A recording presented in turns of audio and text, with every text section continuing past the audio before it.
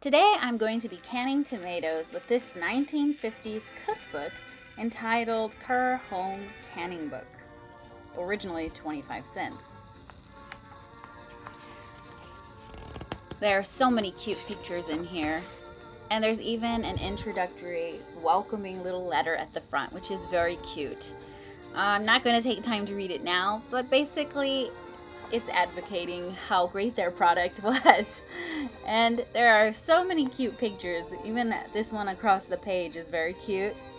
And it was originally copyrighted in the 48, 50, 52, 53, which is very neat also. It also has a list of like where it was printed at in Oklahoma, California, West Virginia. So that's pretty special, especially with the letter from the president addressing people who are working in their homes. Look at this picture, all those colors. It's very, very fun. Matching outfits for the girls. So this gives you some basic overall information of canning that you might need to know, an approximate yields for your fruits and vegetables, and how many canned quarts you'll get from each amount.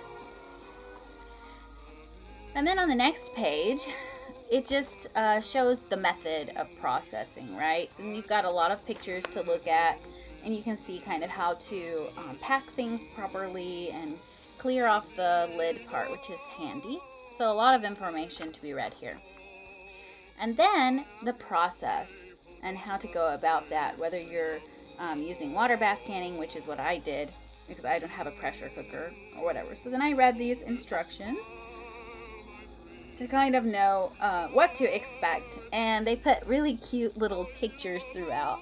Which is very fun. All the little jars and teapots have smiling faces and little aprons, which is just precious. So basically I will be starting water bath canning tomatoes, which is supposed to be one of the easiest methods. I did deviate a bit from normal directions. For example, I did reuse my lids that were not damaged, and that is not really recommended, but I've had success with that as long as, again, they're not damaged.